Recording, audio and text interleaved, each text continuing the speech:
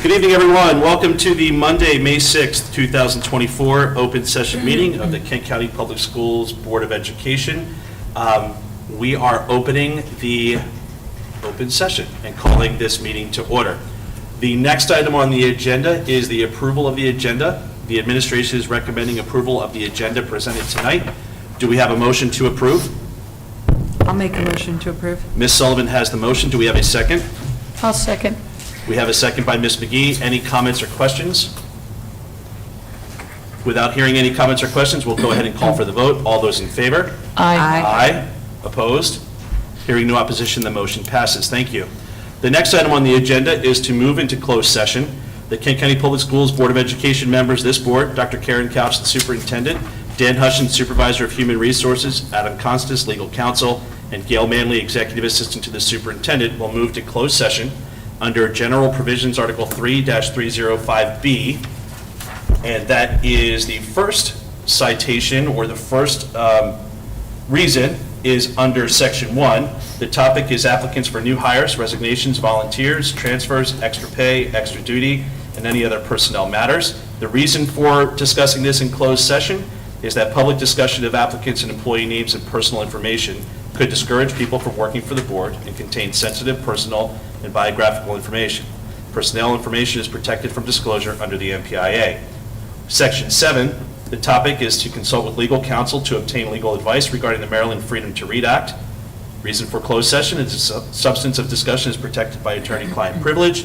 And Section 9, the discussion of ongoing negotiations with KCPS bargaining units. The reason for closed session is to maintain the integrity of the collective bargaining process. With that being said, the administration is recommending approval to move into closed session. Do we have a motion to approve? I'll make a motion to approve. We have a motion by Ms. Sullivan. Do we have a second? I'll second. We have a second by Mr. Rhodes. Any further comments or questions? Hearing none, we'll go ahead and call for the vote. All those in favor? Aye. Aye. Opposed? I'm sorry. Yeah, we're all aye. Motion passed. Thank you. The time is 5:34 p.m. and we will be back in this room opening up open session at approximately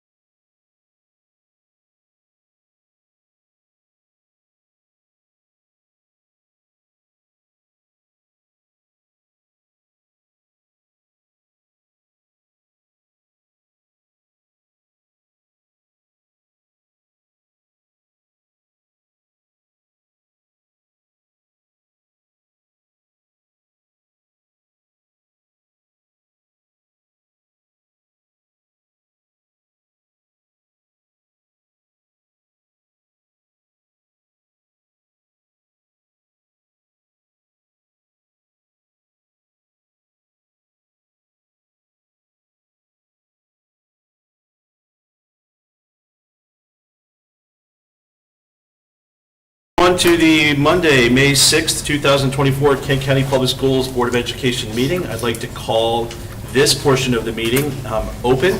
The first item on the agenda is to report on closed session.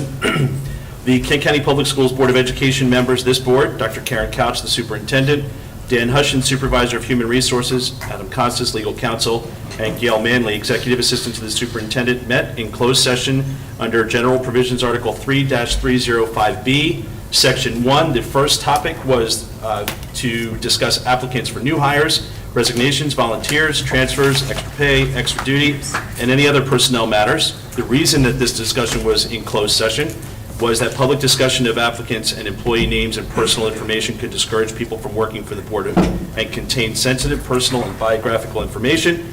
Personnel information is protected from disclosure under the NPIA. The second section was Section 7. The topic was to consult with legal counsel to obtain legal advice regarding the Maryland Freedom to Read Act. This was held in closed session because the substance of discussion is protected by attorney-client privilege.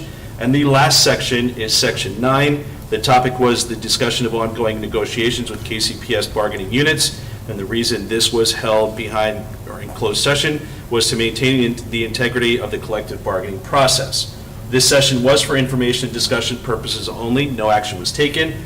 Personnel actions will be voted upon by this board in Section 4, the consent agenda portion of the meeting tonight. The next item on the agenda is the Pledge of Allegiance. Ms. Messick, if you wouldn't mind. I pledge allegiance to the flag of the United States of America and to the republic for which it stands, one nation, under God, indivisible, with liberty and justice for all. Thank you, everyone. The next item on the agenda is the consent agenda. There are 3 items in consent agenda. When we ask the student member of the board to vote, her vote will only count for A and B, which is approval of the minutes for April 8th and April 29th. But with that being said, to approve all 3 items, I'm looking for a motion to approve the consent agenda as presented. I'll make that motion. Ms. McGee has the motion. Do we have a second? I'll second. We have a second by Ms. Sullivan. Any further comments or questions? Hearing no comments or questions, we'll go ahead and call for the vote. All those in favor? Aye. Aye. Ms. Messick? Aye. Opposing? Opposition? Anyone? Not hearing any, the motion passes. The ayes have it. The consent agenda is approved. Okay, the next item is the first public participation. Ms. Gale, do we have any? We do? Very good. Okay, as Ms. Gale is coming to the podium, I will read the rules for public participation. Speakers should limit their comments to 3 minutes. Comments about the actions or statements of individual staff members are not appropriate for public comments and should be referred to the superintendent of schools or processed through available channels. If submitting written testimony, speakers are requested to provide a copy to the president. Please remember that this is an opportunity for the community to address their comments to the board. It is not an opportunity for dialogue. If you have questions that need an answer, please contact the superintendent or write a letter to the Board of Education and a response will be sent back to you. We do have one participant, Ms. Chris Hemstetter. Just a reminder, we will be timing 3 minutes. At 30 seconds, I will give the notification, and I will not start until your first word, and I certainly will not end it. It'll talk by itself, so the buzzer will go off. So let me just address this here. It talks now. It talks. AI is pretty impressive. So that being said, I will start the timer when you're ready. Okay, I just wanted to say, happy Teacher and Staff Education Week this week. The dedication from our teachers and our educators are amazing, so I had to say that very quickly. So good evening, Mr. Getz, Dr. Couch, members of the Kent County Board of Education.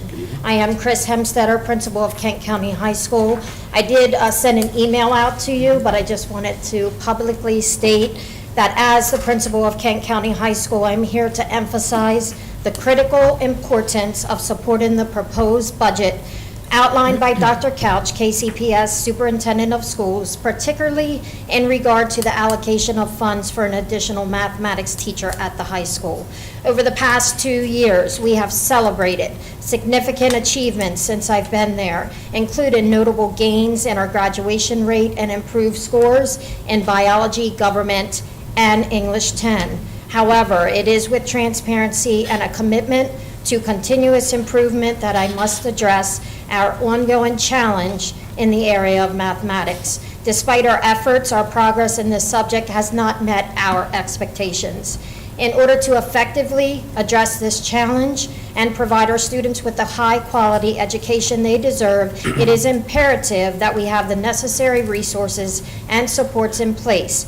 The addition of a mathematics teacher will not only help to reduce class sizes and provide more personalized instruction, but will also enable us to implement targeted interventions and support services to ensure the success of all students. It is important to note that Kent County High School is not a KCPS Title I school, nor are we a KCHS community school.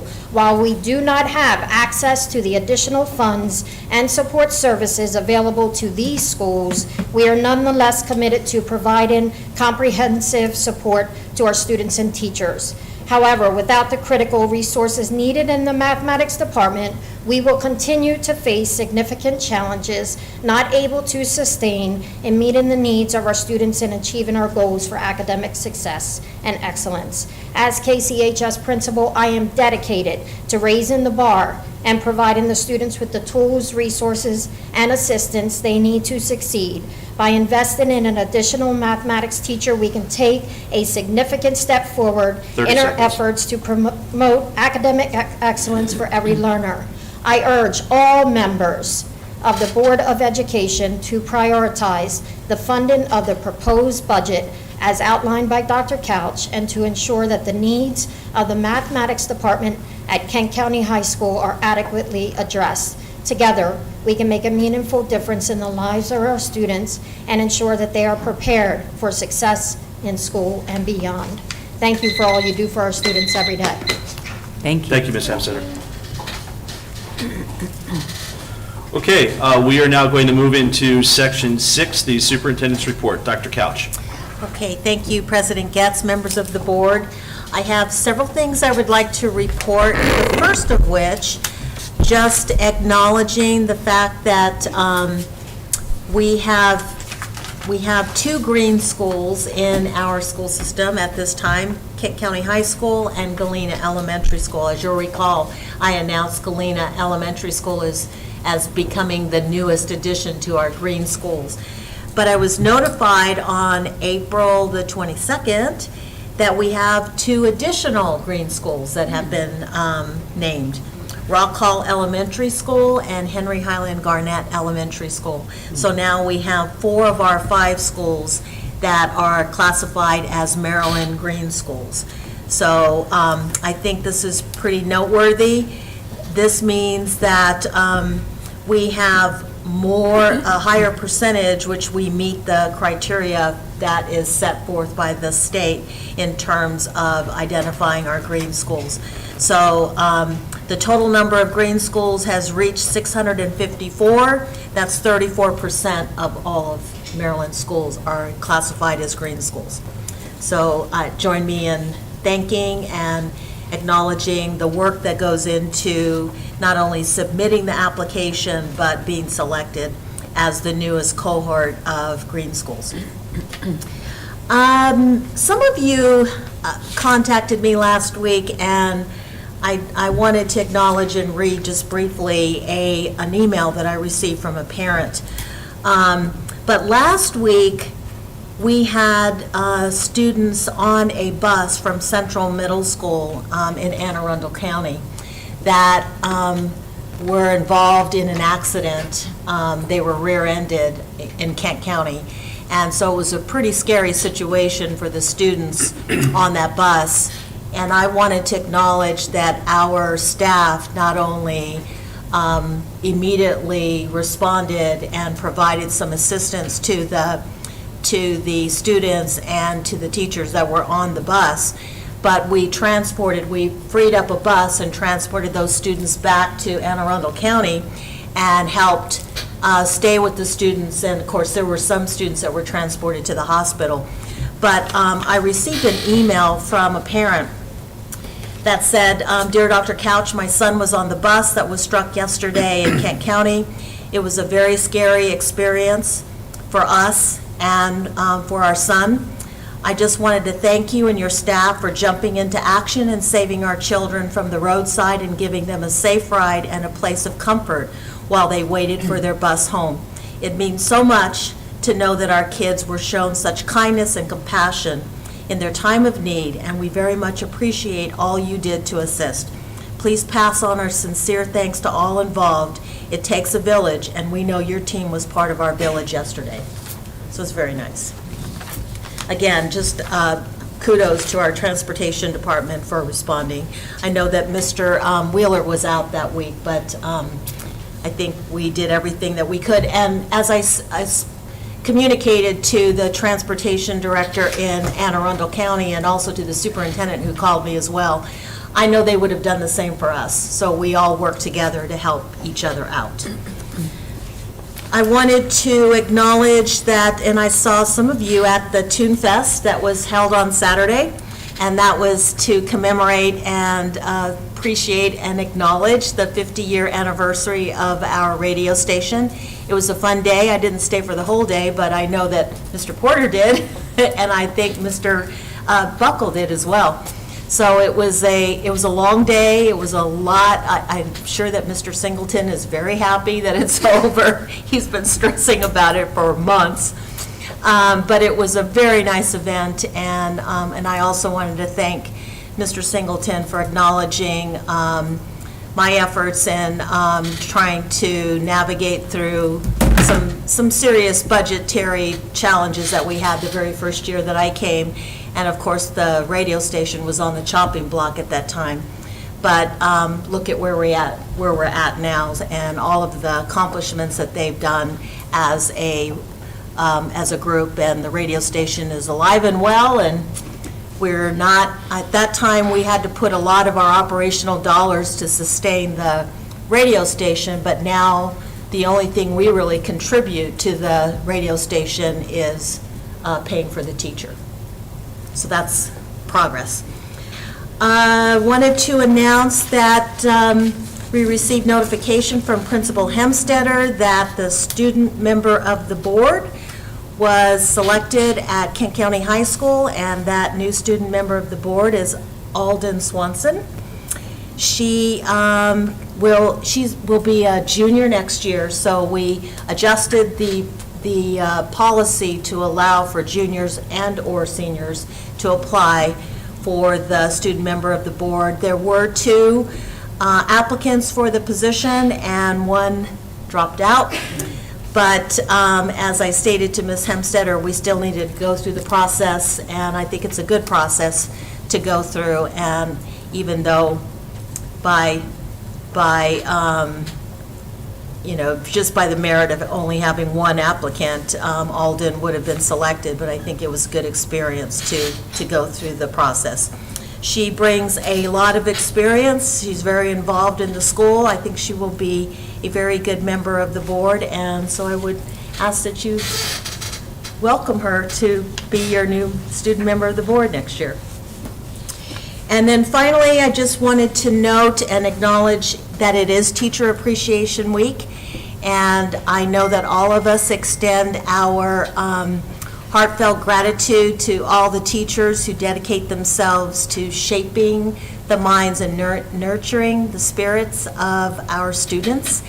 And their commitment and passion is unwavering on many levels, and I think that their dedication should not go unnoticed by this board and by members of the administration and our school system, and we're deeply thankful for everything that they do every day, because without them, we could not be where we're at academically and as a school system. So I would like to acknowledge them. And I do have one last thing to announce. During the personnel and also during the consent agenda, we did, the board did hire our newest assistant principal at Kent County High School, and he is in the audience. Mr. Mike Eisman, if you would please stand up, be recognized.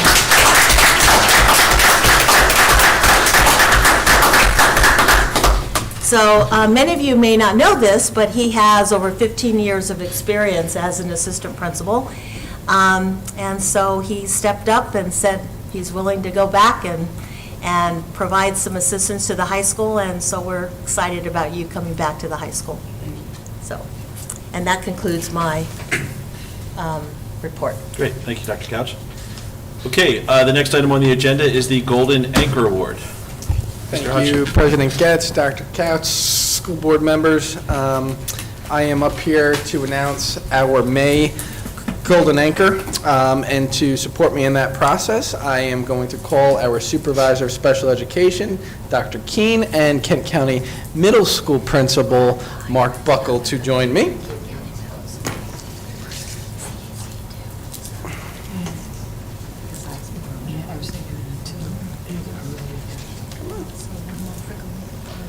So this month, our award winner goes to a middle school special education teacher who has received a number of nominations throughout the school year.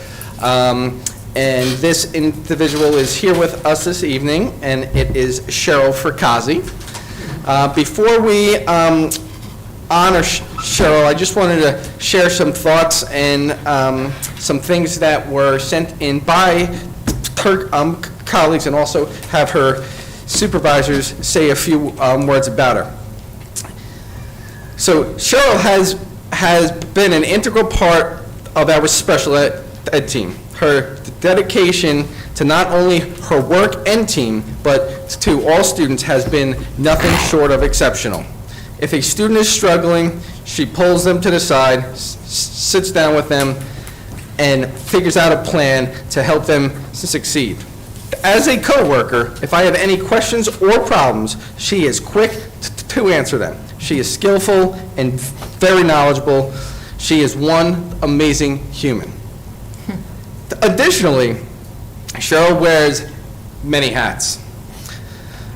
From a day-to-day, week-to-week, year-to-year, Cheryl displays going above and beyond the call of duty, especially this year in times where they have been short-staffed.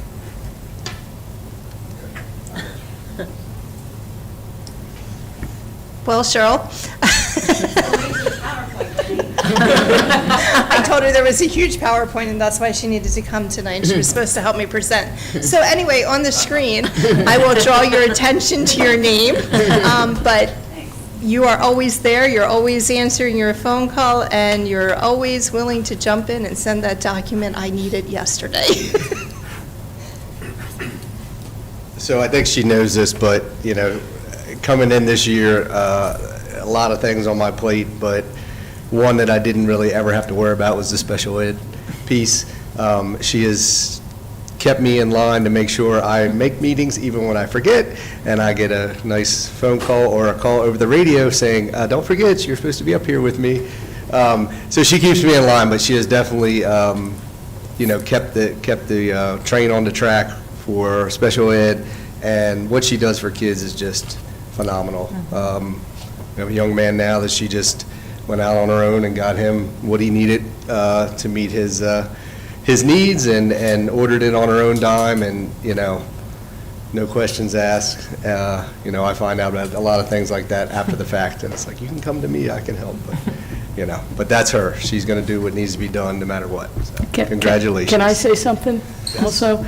I happened to be on a school bus this summer with Cheryl. We were going to the first day of Ravens training camp. And we were seated, you know, I am still in middle school here. No, we were seated, she was one seat in front of me and to my left. And of course, there were incessant questions the entire time from kids, and she was so patient and kind and fun. You know, the kids obviously gravitated towards her. She was so patient, that was the main thing. And I remember thinking to myself, if I was an elementary or middle school teacher, that's the kind of teacher I would want to have. And at the same time, she was educational. I remember when we were getting ready to go over the Bay Bridge. And for some kids, this was the first time they'd probably been over the Bay. And I remember, and she said, this is a teachable moment, guys. And then we got caught in traffic. And a kid was asking a question, and she was just so great about it. She goes, this is a traffic jam. We don't have this in Kent County, you know? So anyhow, I mean, she was, so that's just a snapshot of what I saw that particular day, and I imagine that's what Kent County Middle School is blessed with every day. So congratulations. You're very worthy of this award. So without further ado, please join me in congratulating Cheryl Fugazi.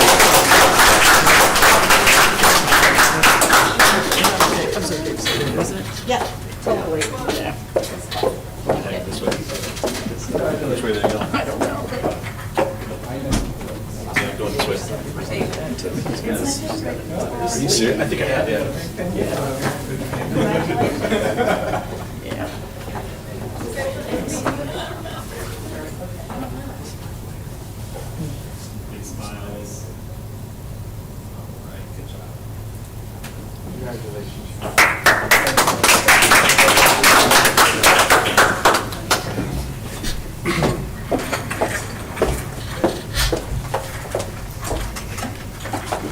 All right, congratulations. Okay, the fun, juicy part of the evening.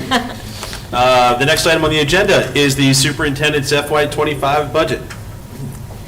Okay, Mr. President, members of the board, tonight would have been an opportunity just to follow up and share what was shared at our last meeting, which was the budget hearing. But unfortunately, I have some bad news to share with you. I think I noted at the hearing, or I know I at least informed the commissioners, that we would receive updated numbers last week, and we did at the end of the week. And unfortunately, they were not favorable for Kent County. So just for the sake of not going through everything on the PowerPoint, I mean, you saw our budget priorities, our final revenues. All of those were the objectives for this budget, to review our budget needs, to review the overall 2025 budget, and updated final local revenue numbers, which we will update, and they have been updated in this PowerPoint. And the capital improvement funding request has not changed. The amounts that we needed, or the priorities that you set for salary increases for employees, those are still our priorities.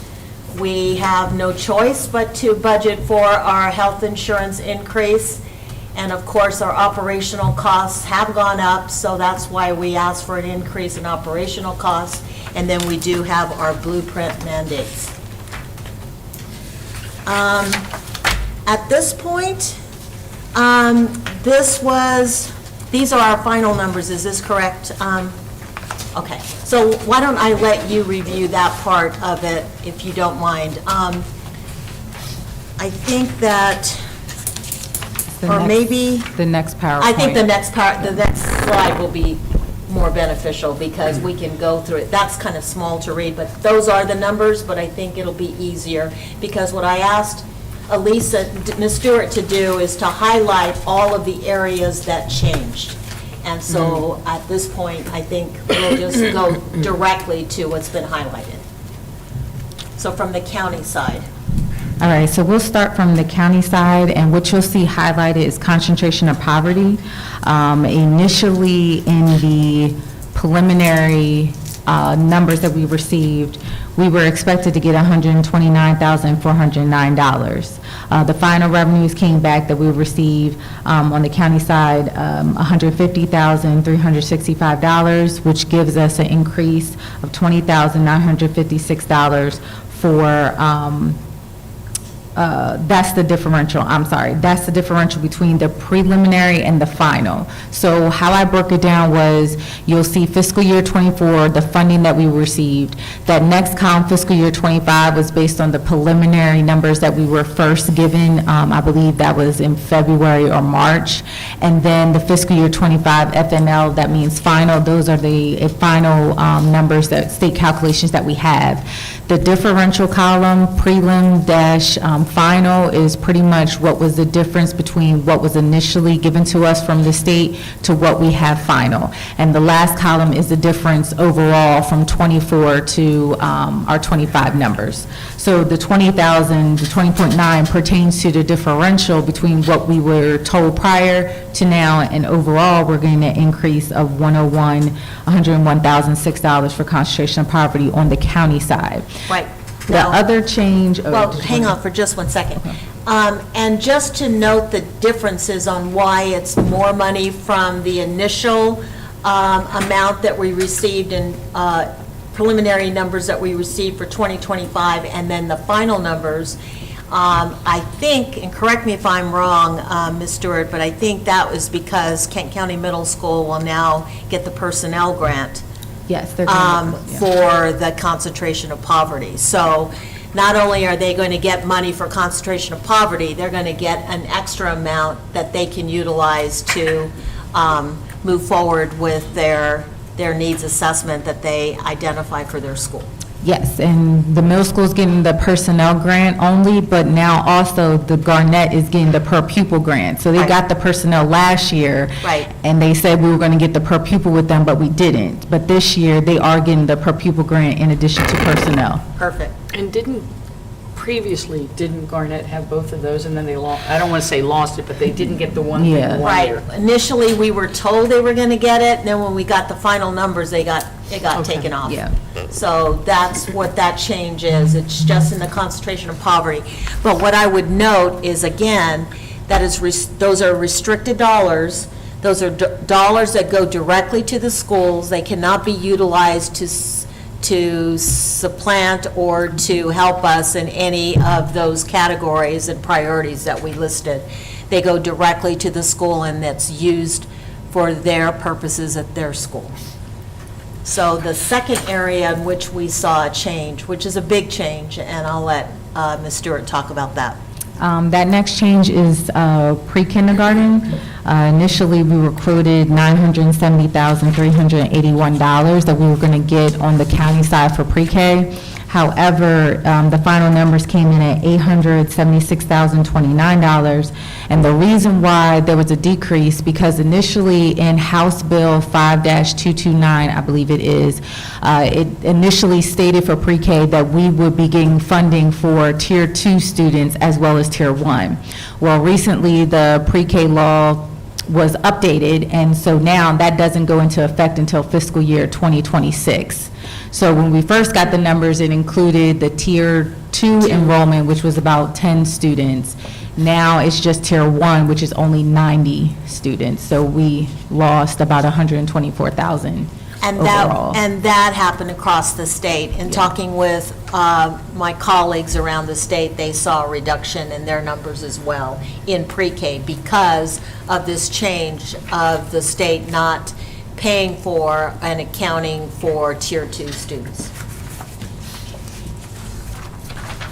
All right, so that's county share. Now the state share. So the state share, it's the same thing. You will see the increase in concentration of poverty, the decrease in pre-K as well. But the other thing to note for the state share, we did receive some funding for the Blueprint Coordinator.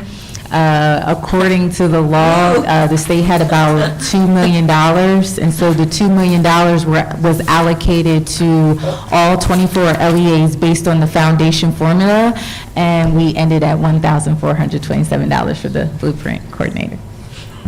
We're not going to turn it down, but it certainly didn't help the bank that much.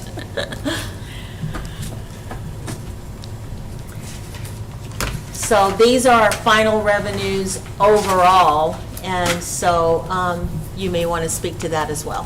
So if you look at the top portion with concentration poverty and TSI, initially with both the county and state share, we were supposed to be getting $502,095. Now the final amount is $407,079, which essentially was a $95,000 roughly decrease from what we were told initially to now. At the bottom, which is really important, the number that we have to look at is the number in green. That is really our overall increase between county and state funding, because you cannot use the concentration poverty and the transitional supplemental instruction, that's TSI. Those funding sources are unrestricted in funding, but restricted for use. So we have to back those numbers out to get what our true increase is, and that's the 79,000. However, what you look at in red, that's what we kind of lost in our funding, or what we were expected to get, and which was about $122,196. So I do want to note to the board, the TSI funding next year, 2026, I want to say that's the last year. It's either the last year we get that funding, or this is the last year, but that funding sunsets pretty soon. So we won't be getting that funding anymore. And just to let you know, we have some of our IAs in that TSI funding, so again, that will impact our budget moving forward. It won't affect it next year, but it'll affect it moving forward. So this particular slide shows what I presented during the budget hearing, which shows this is what our ask was to the county so that we could meet the priorities set forth by the board and the additional budget needs. We were requesting $932,344. But with the final numbers, this changes our ask. We have notified the county, and I will present that amendment and recommendation to them at their budget workshop tomorrow. So the next slide shows you how much we have to ask the county for. $1,054,540. So.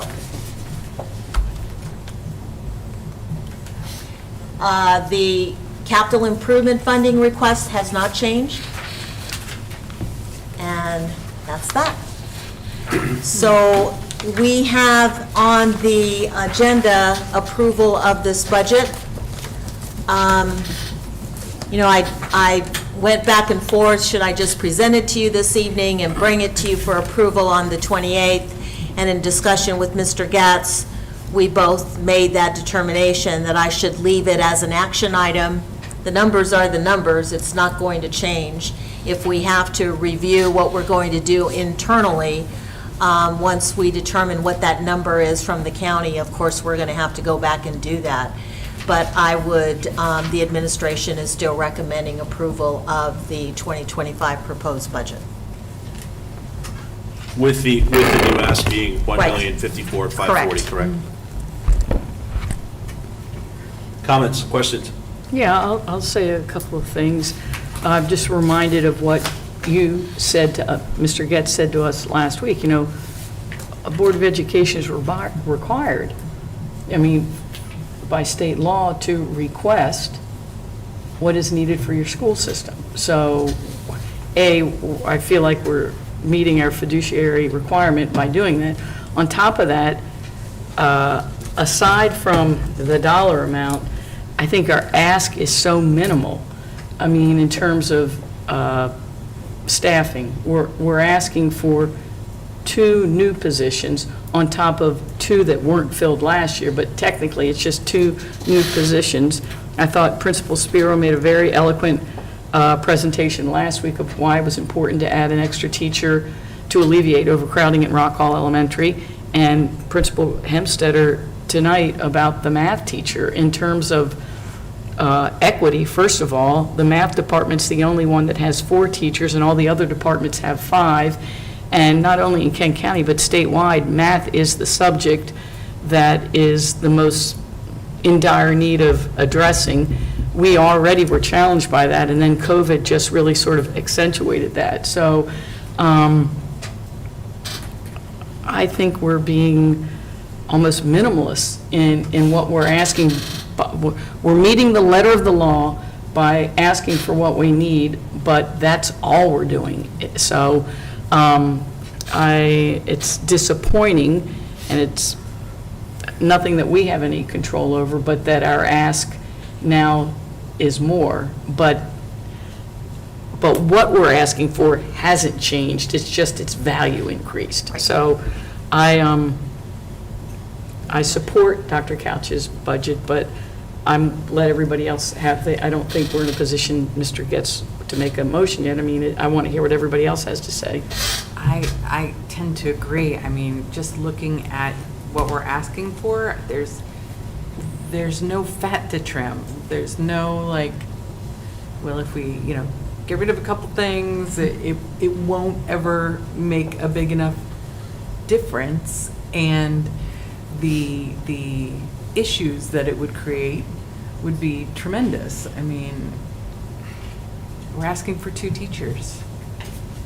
That's essentially what we're asking for. And then we're asking to meet the salaries. So I don't know. I was at the county commissioner's budget workshop last week, and they're not at a point to commit to anything, which is understood, but they didn't seem too excited about the number that we brought them last week. They won't be excited tomorrow. I'm not sure that we can change our ask at this point. That's kind of where I am. Any additional comments?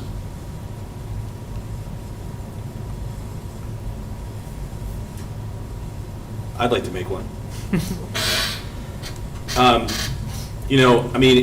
just put it out there. I agree with Ms. Sullivan. I mean, the ask or the ask that we have here, I mean, quite frankly, if it's viewed that we're overextending ourselves or taking advantage of the asks, I think if that's the mindset, then I think there are folks that are completely mistaken. I personally believe this is the bare minimum.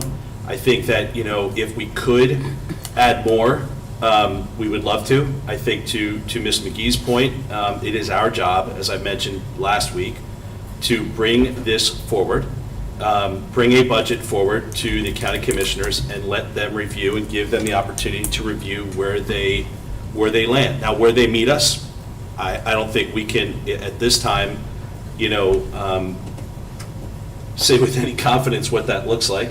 But I think, for us to do our job, if it's 922 or whatever the number is, or 1,050 or 1,054, I mean, we're asking the same thing. And so, in my mind, I mean, I think we stay steady with the 1,054,540, knowing very well that the county commissioners could come back and give us a number. And at that point, I honestly think that's when the hard work begins. Hopefully, and I know there's other entities asking for money as well, but I think that at the end of the day, if we ask, we'll let them tell us where the number is, and then we can come back and kind of do what we have to do. And that is why, in talking with Dr. Couch, we left this on as an action item, because we do have to provide our support and approving the budget. That's one of the tasks that we're charged to do. So that's where I stand. I mean, I don't think the additional 122,000 is, earth-shattering, in my opinion. But that's where I'll leave it. I will note that I did read a statement into the record when I presented the budget about equity and about a matter of fairness and respect concerning our KCPS employees, noting that their employees were granted a commendable 6% salary increase last year, and they do have a placeholder for an identical increase that's on the table for next year. And I just noted that it's important that the disparity in salary adjustments between county employees and those who work within our schools is one that is concerning to me, and that I felt that education is the bedrock of the community's future, and our educators and school employees play a pivotal role in shaping the minds and lives of our children, and they deserve, too, to be recognized and valued and compensated fairly not as a matter of equity, but as a demonstration to our employees that they are valued and that they make a critical contribution in this community. So I urge the county commissioners to prioritize the allocation of revenues and to ensure that we work together and address these issues collectively so that our educators, our support staff, and our administrators feel the same level of support and recognition that's bestowed upon other county employees, and affirming that they play a valuable role in this community. So I thank them for the matters, for their attention to these matters of equity, and I ask them to work together with us as a school system so that we have an opportunity to make a meaningful difference, not just in our school system, but in this county, because our employees are incredibly important to this community, and without our educators, we don't have the same opportunities to make a contribution to our students.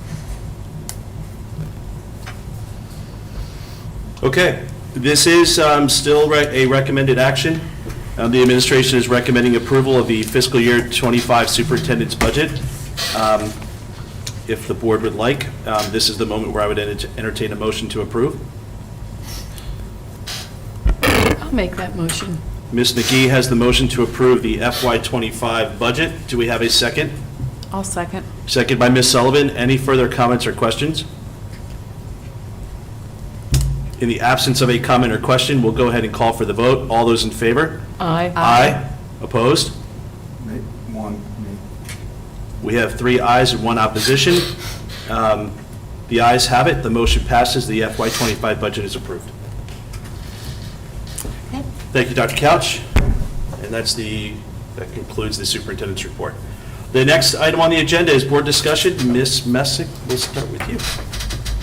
Hi, everybody.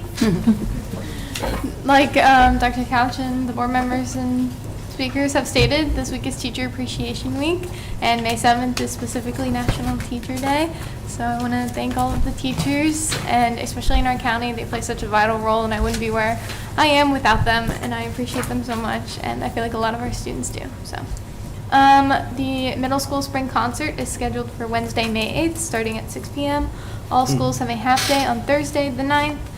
Friday, the 10th, schools are closed, and there's also the junior-senior prom at Wilmer Park at 6 o'clock to 9 o'clock. The middle school band and chorus members will also travel to Six Flags on the 10th. Thursday, the 16th, the high school senior awards night at 6 o'clock. Friday, the 17th, is Agriculture Day at the high school. The middle school has an outdoor kickball / movie night on Friday, May 17th, starting at 6:30. On the 22nd, we have class of 2024 senior last day, which is hard for me to say. Wednesday, the 22nd, is also Spring Madness. The 27th is Memorial Day, so all schools are closed. The 31st is the graduation ceremony at 10 with a rain date of the 1st, which is also absolutely insane of me. The high school will host an informal night for rising 9th grade students on Thursday, June 6th. 8th grade picnic is on Monday, June 10th, and 8th grade promotional ceremony is Tuesday, June 11th. And lots of other end of school activities such as field days and after school events and things like that at all the schools. So, thank you. Thank you very much. Ms. McGee? Expressing my appreciation for all our teachers and staff do for Kent County Public Schools students. They go way above just the actual hours that they're in the building. So I want to say thank you to everything they do for our students. I want to congratulate Alden Swanson on being the incoming student member of the board. I'm counting on Maddie to give her a little primer before she gets here, but I think her first meeting will be the July meeting. Yes. Does that sound right? So congratulations to Alden.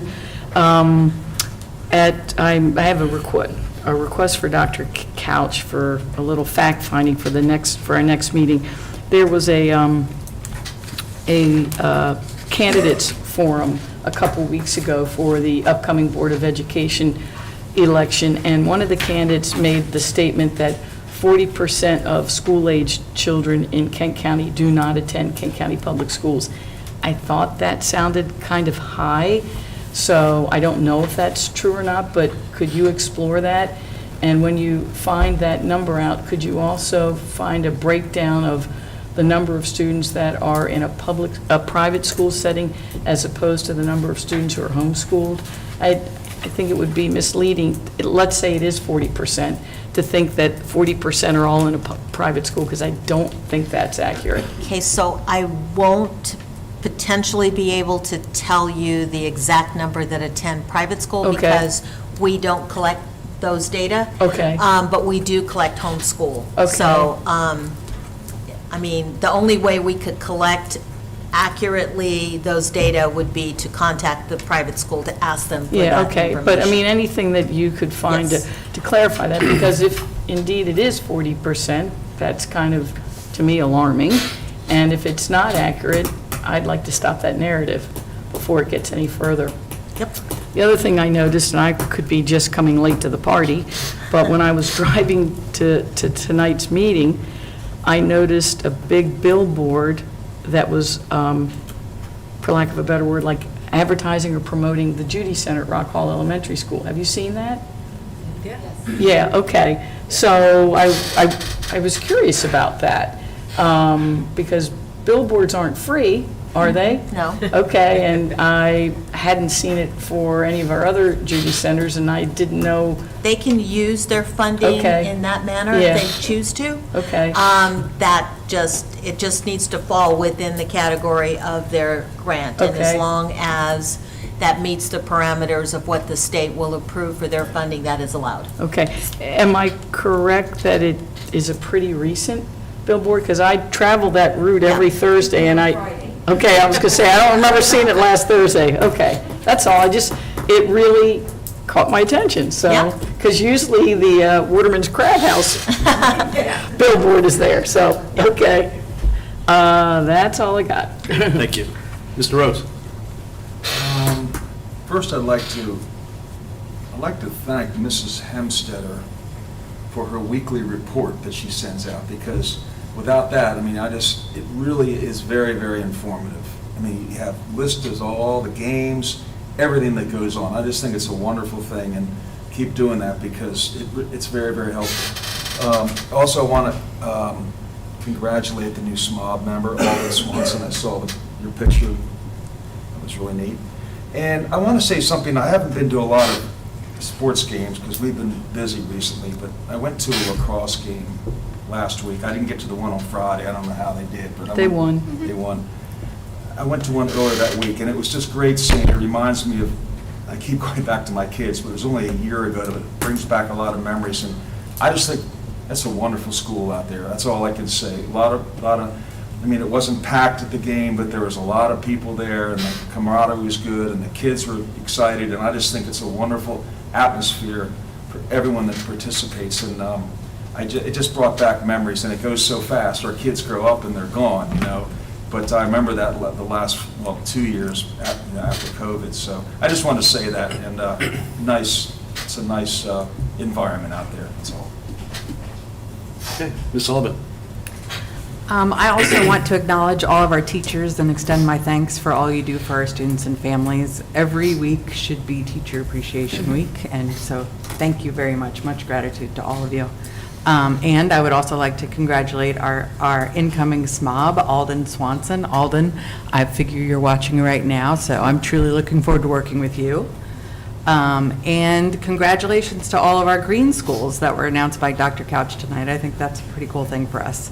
As I mentioned before, I attended the County Commissioners Budget Workshop last Tuesday where Dr. Couch presented our proposed budget, and they had a lot of questions about how we were going to meet our needs and the fund balance, but I think Dr. Couch did a great job of going through everything with them and explaining the importance of maintaining our fund balance so that we can continue to balance our budget, because we use it every year to supplement and balance our budget. And I do plan to attend the county budget workshop again tomorrow to show my support for our proposed budget and for our schools. Thank you. Okay, just want to extend some appreciation from Anne Arundel County Public Schools. I've had some board members reach out to me, thanking me personally, and I told them it wasn't me, for transportation and the whole system really being accommodating for the kids. I can't imagine having my child on a class trip and being an hour and 20 minutes away from your school. So hats off, huge appreciation, gratitude from the Anne Arundel County Public Schools Board of Education. So just want to thank everyone again for being in that space. It mattered. I think the email said it all by the parent, but there were a lot of scared people, and quite frankly, we were scared too until we found out that it wasn't our kids, but still, it mattered. It was So- somebody's kid. Yeah, it was somebody's kid. So just a huge thank you from across the bay.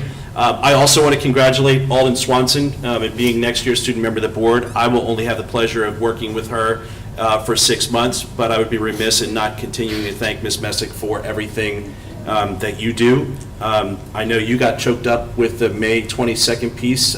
We will be choked up as well because you've been absolutely amazing. So thank you for being, you and in this space. And, as we always say to the outgoing, and I'm going to say it early, the most exciting part about watching a student member of the board experience this is what they do after.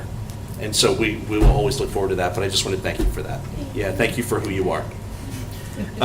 Just a couple other things. I did attend TuneFest, and I brought bumper stickers for other people here.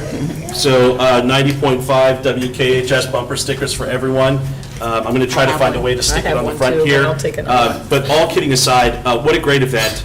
It was great to not only see the history on the walls and some of the slideshows, but to actually see the people that made a difference in that program.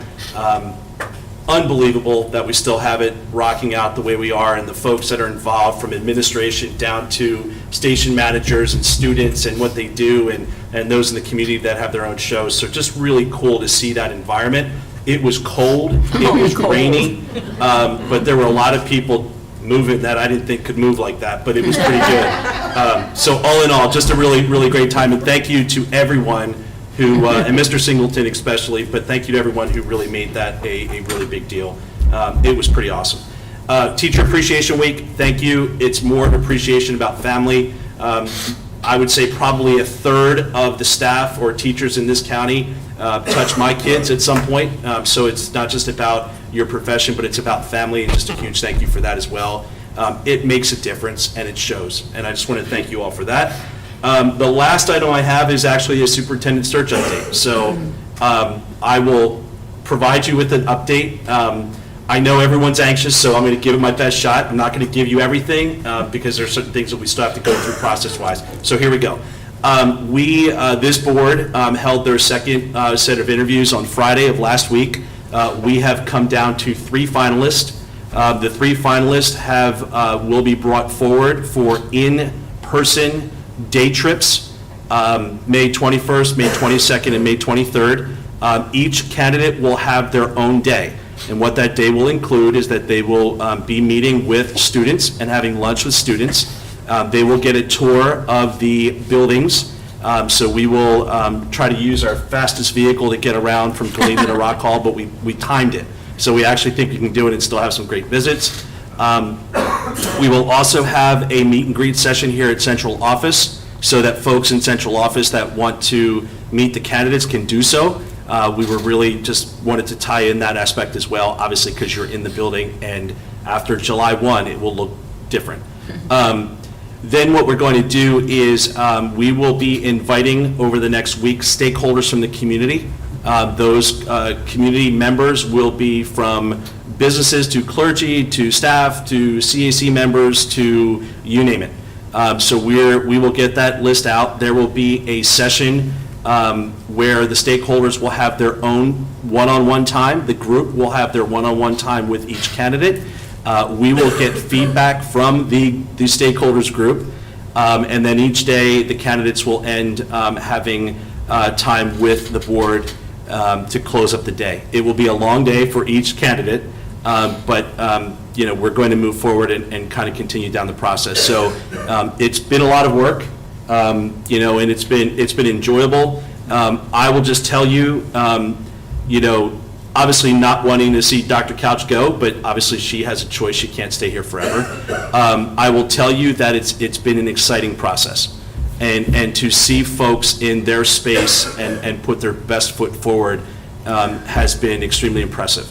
So I'm looking forward to kind of the next steps, and we will be, in that process of making sure everyone knows what's going on. There will be some announcements coming up, and as we get through some things and go from there. So just a top line macro level overview. The process has been moving forward, and certainly you'll be hearing a lot more coming up in the next few days.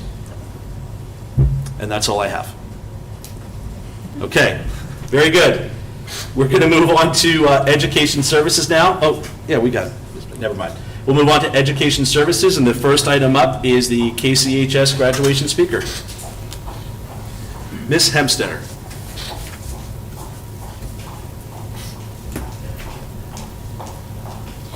Thank you. Graduation is coming. Okay. Mr. Getz, Dr. Couch, and Board of Ed members, KCHS would like to propose and provide information on the KCHS class of 2024 graduation speaker. The senior class of 2024 would like to officially invite Mr. Darius Johnson to be our graduation speaker for the KCHS 2024 graduation ceremony. Darius is a native of Kent County. He graduated from Kent County High School in 2011. He received the Vincent Hinson Scholarship to attend Washington College, where he graduated in 2015 with a degree in business management. Always appreciative of his roots, Darius prioritizes investing in the people and places that invest in him. He currently serves on the Washington College Alumni Board, and he regularly supports the Washington College Business Department as a speaker to current and prospective students. He also serves on the Board of Directors for the Chesapeake College Foundation as Vice President and Board of Directors for Eastern Shore Land Conservancy. When we called him up, he was very honored and very excited for the opportunity to be able to speak at the graduation ceremonies. He is influenced by diverse work experiences across affordable housing, construction, land conservation, land use, fundraising, workforce development, and business analytics. For his efforts, he was named an African American Trailblazer by Kent County's Martin Luther King Jr. Breakfast Committee. For his research interest, he was named a Built Environment Scholar and Community Engagement Scholar by Goucher College, where he is pursuing a master's in historic preservation. For his leadership, he was named a Mildred Colony Diversity Scholar for the National Trust for Historic Preservation, and he is a senior fellow at the Environmental Leadership Program. With that being said, the administration recommends approval for Mr. Darius Johnson to be our KCHS class of 2024 graduation speaker. Thank you, Ms. Hemstetter. Any questions before we go for the motion? Any comments? I just always think it's great when we're able to have one of our, quote-unquote, one of our own come back, and I think it serves as a good example of what can be done with a King County Public School education. So, and Mr. Johnson has a brother who's a teacher or on staff at the middle school, and he has a nephew in the 10th grade, so he still has connections to KCHS. And Darius is such a fantastic, engaging speaker that I'm sure it will just be amazing to have him as the speaker at the graduation, so I look forward to that. I spoke to Mr. Johnson about a week ago, and he's just a wonderful guy. That's all I can say. Good family, good upbringing, so I'm happy about that choice. Okay, the administration is recommending approval of Mr. Darius Johnson as the KCHS class of 2024 graduation speaker. Do we have a motion to approve? I'll make a motion to approve. Trish is first. Ms. McGee has the motion. Do we have a second? I'll second. Mr. Rhodes has the second. Gotcha on that one. Any comments or questions? In the absence of comments or questions, we'll go ahead and call for the vote. All those in favor? Aye. Aye. Opposed?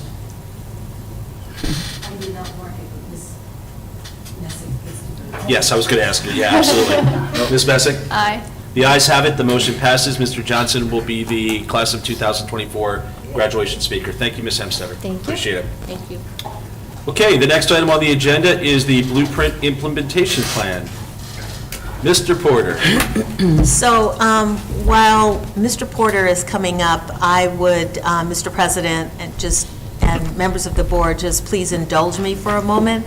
I would just like to acknowledge publicly the work that has to go into putting together this Blueprint Implementation Plan.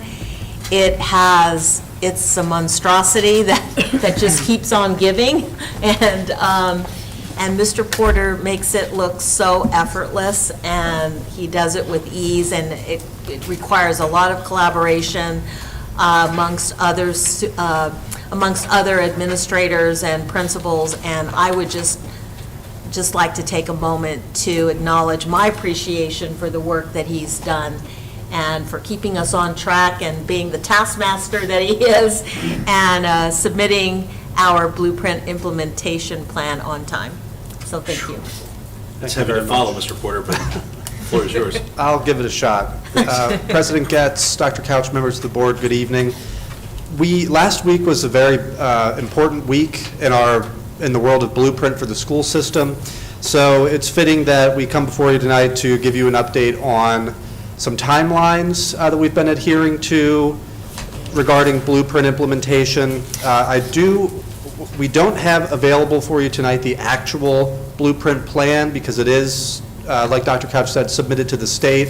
They will be coming back to us likely with some feedback and for revisions prior to us nailing down what we would call our final implementation plan. So we will be posting this draft plan to our website for public view. We are sort of revising our Blueprint webpage at this time. By the end of the week, we hope to have this up and ready for public consumption. So to that end, what you'll get tonight is just an update on some timelines, high-level overview of the contents of our 2024 implementation plan, and then just a couple of notes about where we're going from here. So as a reminder, when we're talking about the Blueprint, we do talk about the 5 pillars of the Blueprint, everything from students age birth through individuals like Maddie there who are preparing to walk across the graduation stage and everything in between. And you can see the 5 pillars named there in that graphic. So to take a look at the timeline, all the way to the left, March 15th, 2023, that is when we submitted our initial Blueprint implementation plan. That was the 164 questions given to us by the state that we answered in the space of 155 pages. July 31st, 2023, that is when the state approved our Blueprint implementation plan, which then triggered the release of the full state increase in funding. So as a reminder, if the state were to say to us, we do not approve your implementation plan, we risk losing out on a percentage of the state funding, not the local share. So July 31st, that's when we were notified that we would receive the full state increase of funding.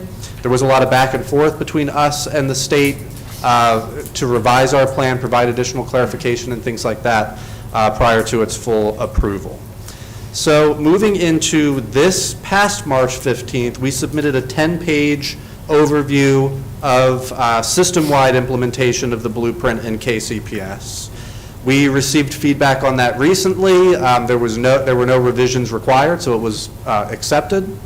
And then last Wednesday, May 1st, we submitted our comprehensive Blueprint implementation plan, a total of 23 questions, which we answered over the span of 75 pages. So what you're seeing here on page 5 is that an overview of the 10-pager that we submitted and what had approved on March 15th of this spring. So there were 4 areas of this system-wide implementation plan. To begin, we addressed district alignment to the requirements of the Blueprint for Maryland's future. So when you have an opportunity to visit that, you'll see us just talking about the 2020 to 2025 district strategic plan, and we're pointing out what we feel are high levels of alignment between the work we were already doing and the work that the state expects us to do for the Blueprint. In fact, the AIB, the Accountability and Implementation Board, who, as a reminder, the Blueprint law gives ultimate authority over the interpretation of the law. They reviewed this plan and found that we had very high levels of alignment between our district goals and the goals of the Blueprint. In this 10-pager, we were talking about our system for communicating the goals of the Blueprint internally and externally. So for the last year, we've been very busy giving presentations here to the board. We were able to give presentations on the Blueprint to each of the 5 schools in KCPS, the commissioners, local colleges, and then various other organizations within the county. Through our strategic facilitator for Blueprint, which was a grant given to us by the AIB, the work that we've done with Dr. LaShawn Smith and the Research Triangle Institute. She did a lot of our stakeholder engagement, including focus groups with KCPS leaders, students at the high school, counselors, administrators, teachers as well. Though I will note that AIB did give us feedback. They would like to see more direct engagement with parents and families, which we're planning to do this coming year. Systemic changes to the implementation of the Blueprint. So in this section of the plan, we're talking about system-wide changes that would need to occur in order to meet the goals of the Blueprint. We're looking at partnerships and the structures of our early learning. That's pre-K expansion, essentially. Staffing structures and processes to meet the demands of the career ladder for teachers. Supporting student readiness for college and career. You heard Mrs. Hemstetter this evening talking about the need for additional support in mathematics. So that's a part of that plan. And then fiscal processes and program funding, just the process that we'll be going through moving into the next school year to really examine our allocation of resources to see what we can do to make our processes more efficient. We do note challenges that we've experienced to the implementation of the Blueprint, funding and resource allocation being the primary challenge. We are not unique. Virtually every school system across the state indicated funding and resource allocation to be the chief challenge to quality implementation. We're looking at our staffing models, appropriate staffing to include filling hard-to-fill areas, but also attempting to recruit more diverse educators to our school system, and then managing community and stakeholder perceptions of the Blueprint, but also the many new partnerships that have emerged as a result of Blueprint implementation and the complexity of managing those partnerships as a challenge to quality implementation. So that is an overview of what we addressed in our 10-page system-level overview. I will dive into Pillar 1, and again, this is going to the 75-page document that we submitted last week. Pillar 1, there were 4 questions in that section. We were responding to questions about access to high-quality and full-day pre-kindergarten, access to a high-quality mixed delivery pre-K system. This is where we address progress in public-private partnerships, workforce development and pipelines for future high-quality pre-K staff we address in this area, and then we talk about some growth in kindergarten readiness as well. So I do want to talk very briefly about how essentially the content that made its way into our plan for each of these questions. So full-day pre-kindergarten, we discuss our 4-year-old classrooms, which we've had universally across our school system for some time, through the work of Dr. Wendy Keene, the expansion into the 3-year-old sector in Rock Hall. We addressed that growth of the 3-year-old classroom. Total enrollment over the last 2 years is hovering between 100 and 110 students. That's essentially when you talk about pre-K in Kent County, you're looking right around 100 students in our public pre-K. The mixed delivery system, this is where the Blueprint calls for, right now we're supposed to have 30% of our pre-K slots offered in the private sector. So when you've got 100 students, it's pretty easy to do that math. We currently have 1 eligible provider. We did not have this provider last year, so this is growth. We've recruited 1 partner who is Kinder Connections in Betterton. This pre-K child care center has 8 seats. 3 of those are considered eligible. So to be eligible, you're a 3-year-old or a 4-year-old. There are income qualifications as well there. So only 3 of those 8 count for us in terms of meeting the 30% goal. So we're about 3% private seats, 27 points below where we're supposed to be to meet the mark of the law. Pre-K staff, so we do have data on the individuals who are working in the public pre-K classrooms. We have 1 conditionally licensed teacher. We have 6 professionally licensed teachers in our pre-K, 2 pre-K instructional assistants with less than an associate's degree, and 2 pre-K instructional assistants with an associate's degree. Moving over to kindergarten readiness, sort of a celebration to our early childhood team. There was tremendous growth in kindergarten readiness, 9.6% growth overall for students entering our kindergarten. Increases for all student groups, so if you disaggregate the kindergarten readiness data, every student group showed growth. Possibly the most praiseworthy was a 20.1 point growth for our Hispanic and Latino students entering our kindergarten, which is a tremendous success for promoting readiness. Didn't we have another private provider that we had been working with that had taken over Little Creek, I think?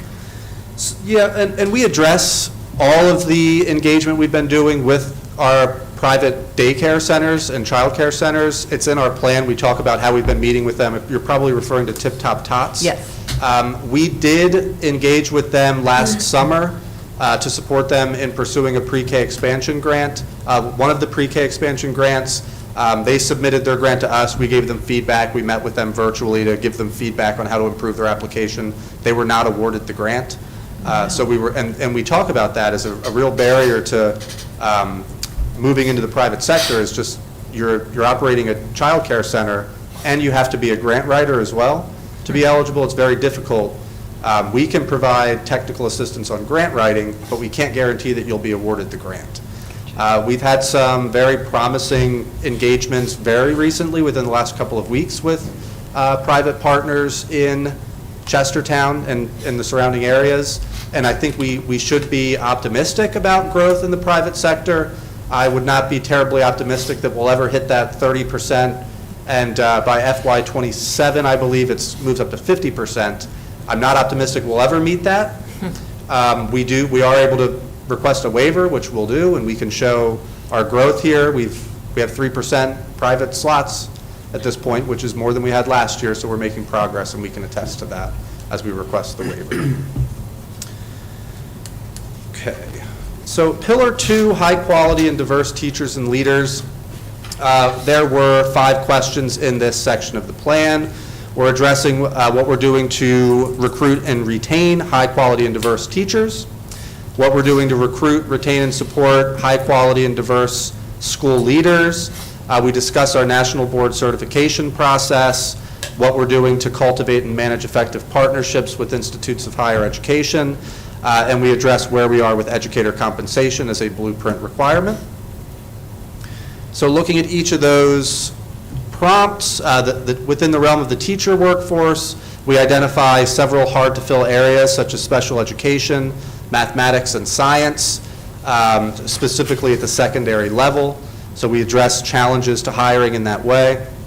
We are monitoring the diversity of both our student body and our staff body. You can see that by our 2023 hiring practices report, 45.1% of our students were considered diverse compared to 12% of our teachers being considered diverse. So there's quite a divide there that essentially what our work is ensuring that we're not imposing any subliminal barriers to the recruitment of diverse teachers, and that's essentially what we're trying to do there.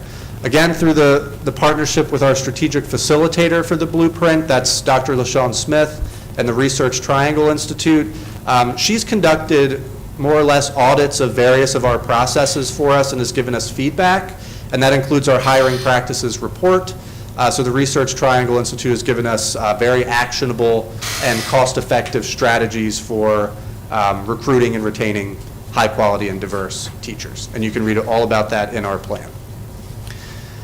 Within the realm of school leaders, we discuss primarily the Bowie State University doctoral cohort, where we currently have 14 KCPS staff enrolled. Some of them are getting pretty close to the end of that program, so we should be celebrating some teacher leaders and administrator leaders who will be earning the doctorate through Bowie. We're also talking about how we're planning on leveraging the career ladder for teachers and the teacher leader roles that come along with that to promote leadership in our school system. So the career ladder for teachers, we do know that the National Board certification is essentially a prerequisite for movement up the career ladder for teachers. So we currently have 2 cohorts. We're concluding cohort 2 for National Board certification. Cohort 1 has 11 teachers, cohort 2 has 2. So we have 21 teachers who are pursuing NBC at this time. We do have 1 teacher and 1 principal who currently possess the National Board certificate. We outline a partnership agreement with Kent County Teachers Association that was formed last fall and has really guided our approach to working toward a career ladder for teachers. A lot of the praise goes to Mr. Hushin, who, I'll kind of brag a little bit about him. We have neighboring school systems who happen to become aware of the MOU that we have with KCTA, and they've essentially asked him to share his process for working hand in hand with the Teachers Association to guide their approach to creating a teacher career ladder model. So we're very confident in the work that we've accomplished with the Teachers Association, and we'll be submitting our career ladder model to the AIB on July 1st. Navigating partnerships with institutions of higher ed, we talk a lot about our partnership with Bowie State University and our Grow Your Own approach with them. We currently have 8 instructional assistants who are pursuing a bachelor's degree in early childhood special education through Bowie. We have another 8 conditionally licensed teachers. So those are our instructors who come to us with a bachelor's degree, but not a teaching certificate. So they're working in the Bowie State University cohort for conditionally licensed teachers to earn that certificate. We mention our dual enrollment agreements, both with Washington College and Chesapeake College, and how we're looking to, we've made progress over the last year, but we're certainly looking to continue that to support pipelines of future teachers. The new Teacher Center, this was a partnership that emerged through the Maryland Leads Grant and is continuing through the Teacher Collaborative Grant, and they are really helping us hone a model for supporting new teachers through a mentoring program. The last prompt in this pillar was educator compensation. We detail how we met the 10%, the requirement for a 10% salary increase for teachers from FY19 to FY24, so we've done that. And we do outline our approach to meeting the $60,000 starting teacher salary by FY27. That is outlined in our plan for the state to review. Pause if there's any questions related to Pillar 2.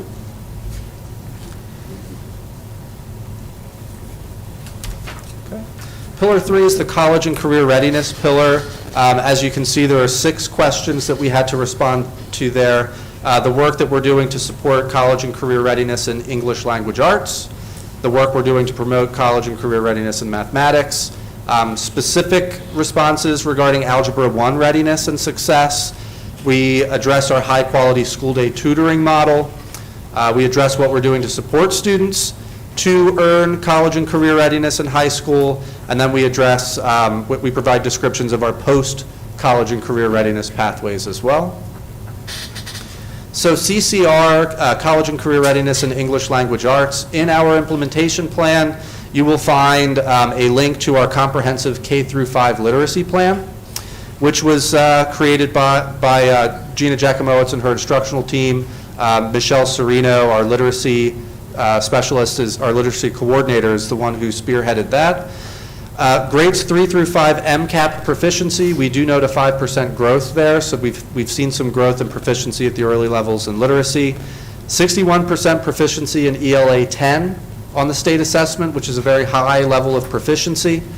And we do address areas for growth in individual student group proficiency, so there's some, overall we're looking pretty good, but there are some areas where we know that we need to promote higher levels of growth on the individual student level.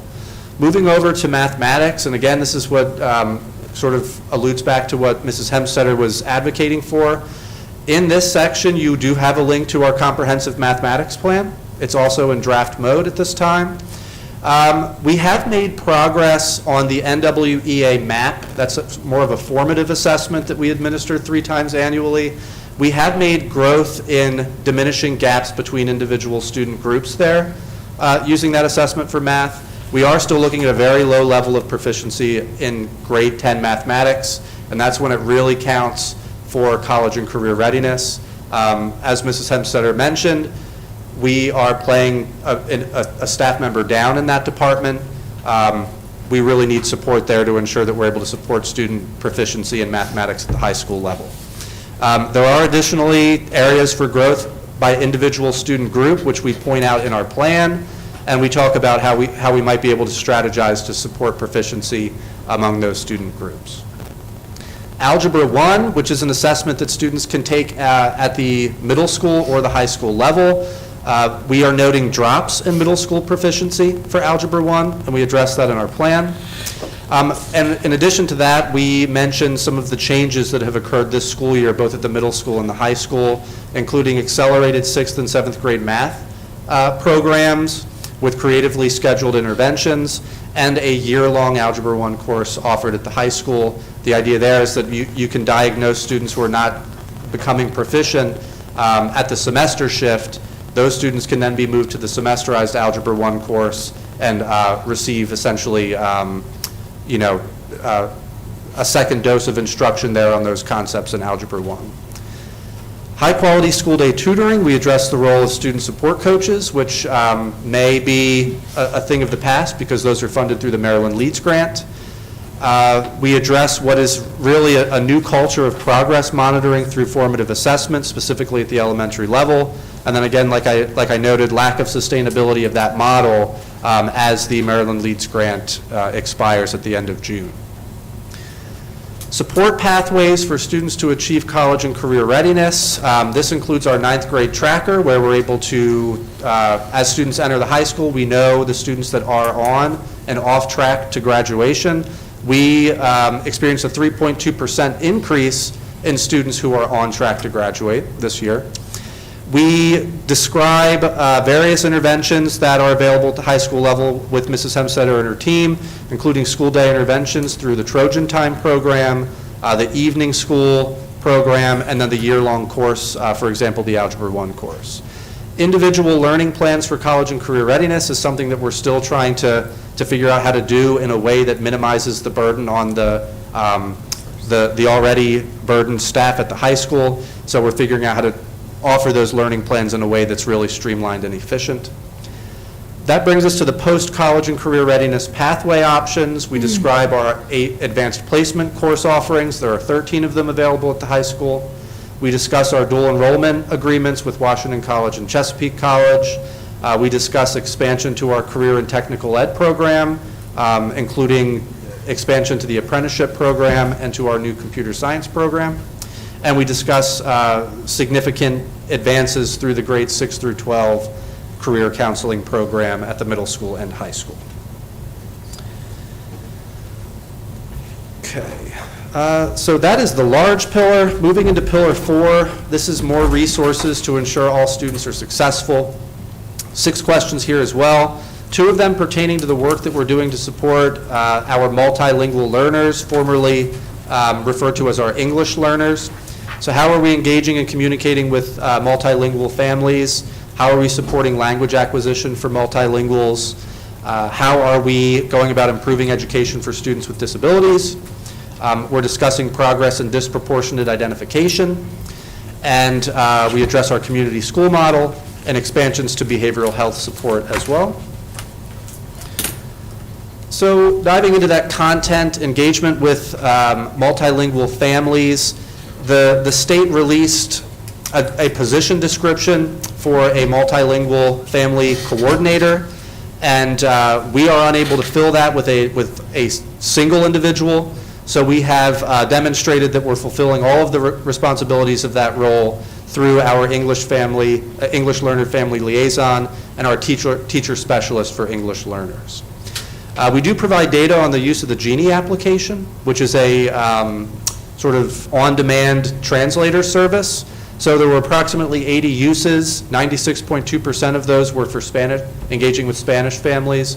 The remainder were, I believe, with Haitian Creole families. We are discussing our approach to revising our enrollment procedures for newcomers. These are students who are coming to us from other countries and entering the high school. So we're looking at a need to revisit our enrollment procedures for that demographic. Increasing language acquisition for multilingual learners. We are noting that we currently lack a unified English language development program. We are discussing our process for pursuing training for all staff in best practices to support multilingual learners. We know that Galena Elementary School and Kent County Middle School were designated as additional targeted support and improvement schools, partially due to proficiency among multilingual learners. So there are plans to address that at those two schools, and that's described in our implementation plan. Improving education for students with disabilities through our special education program. Dr. Wendy Keene and our coordinator for special education, Erica Costa-Gooding, were here not long ago discussing tremendous growth through the Orton Gillingham training program. So we discussed that in our implementation plan, as well as what we feel to be successful implementation of the joyful inclusion model to strengthen our approach to providing co-teaching, specifically at the middle school level. We do note great progress in the reduction of disproportionality. This is where we look at students in our special education program. Do we see specific subgroups of students who are enrolled in special education at alarmingly high levels? We've made progress in reducing disproportionality. We also discuss new approaches to the student support team procedures to essentially recalibrate the pre-referral process. Essentially, these are efforts to ensure that if a student is being placed into the special education program, we're doing that because we have sufficient documentation to attest to that need. Community school model, during the budget portion, we heard that we'll be inviting Kent County Middle School into the community school team. So community schools at Rock Hall Elementary and Henry Highland Garnett. We discussed the collective impact approach, which is essentially an approach to ensuring that all of these diverse partners under the community school banner are being leveraged in a way that maximizes the energy. We do provide links to implementation plan trackers and partnership documents so anyone can see where our community schools are in their implementation and what community partners are sponsoring that work. The final piece here is expanding behavioral and mental health supports. So we talk about our partnerships there with Chop Tank Health and For All Seasons. We talk about some new opportunities that we can leverage through the Stronger Connections grant, including restorative practices training for our staff. And Dr. Vienna Walker and Dr. Fluke and Dr. Guthrie were here not long ago discussing the social emotional learning screener, which we describe as well in our blueprint implementation plan. Okay. Pillar 5 then brings us to governance and accountability. This is where we describe our efforts to engage all of our stakeholders regarding what we're doing to implement the blueprint. This is also where we discuss our approach to resource allocation and budgeting as it pertains to blueprint programs. So stakeholder engagement, I sort of mentioned this in the discussion of the system-wide implementation plan. We do meet monthly as an administration and supervision team, and we discuss blueprint then. We met with each school. We present to you all here at the Board of Ed, various other community organizations, and then the focus groups that we were able to do through Research Triangle Institute and Dr. LaShawn Smith. Finally, and possibly most importantly, in our implementation plan, question 23 is where we address blueprint funding and resource allocation. Here we describe in detail our process for assessing the budgetary needs of the school system, something that you all know very well because you're living it currently. We discuss our process for allocating new resources as they come, and our process for reallocating existing resources in the age of blueprint. Here you see specific dollar amounts, projected revenue and funding sources by both blueprint program. So for example, college and career readiness at the high school level, the pre-K enrollment program, but also by pillar. So you can see essentially our forecast for how expensive each pillar is and you can view that. We also address our process for ensuring that at least 75% of each funding source follows the students to their schools. So you can see that under question 23 at the end of our implementation plan. Next steps, the month of May and June, AIB, the Accountability and Implementation Board, the Maryland State Department of Education, they have our submission. They are reviewing it as we speak. The month of June, we are told that we will receive feedback from these organizations. We will then have the opportunity to incorporate that feedback into our plan prior to resubmitting. They are still looking at I believe, a July 31st date to approve or not approve our implementation plan. Okay. So as usual, quite a lot of content in the world of Blueprint. If there's any questions, I'd be happy to entertain those. Any questions for me? No, I just want to say thank you for a very comprehensive report and making sure that we're meeting all our deadlines, and actually, it sounds like we're ahead of schedule on some things. So, thank you. I do appreciate the work you do. It's a hard job. And it wouldn't be possible without the dedicated team, not only the supervisors, but also the coordinators, building principals who are allowing us into their buildings to engage with their teams to ensure that we get this work right. Great. Thank you. I was going to say the same thing for all of your work and everybody's hard work. Thank you, Mr. Porter. Thank you. Thank you, everyone else who's helping. Okay. All right, we're going to move on to the next item, prolonged state of emergency virtual education plan. So again, as Ms. Giacomowitz comes up, this is a new plan that we had to put together, which was not fun to do, but required a lot of coordination and collaboration, so I wanted to thank her publicly for the work that she did in order to complete this plan. Thank you, Dr. Couch, and our team certainly appreciates your support. I'd like to just share that this evening we bring before you the prolonged state of emergency virtual education plan. And it may seem like just the other day that we were here presenting our inclement weather plan in February. That's the time, if you recall, we were sharing with you that the asynchronous days have gone away. No longer are we having the asynchronous. We do have the synchronous days built into the calendar. This plan, however, is in the event of a school shutdown for more than 14 days, 14 consecutive days. For instance, if we had another pandemic, Exactly. which we So hope we never do. What the state has asked us to do is to begin to work with all departments and think together about what our plan would be in the event of a prolonged state of emergency.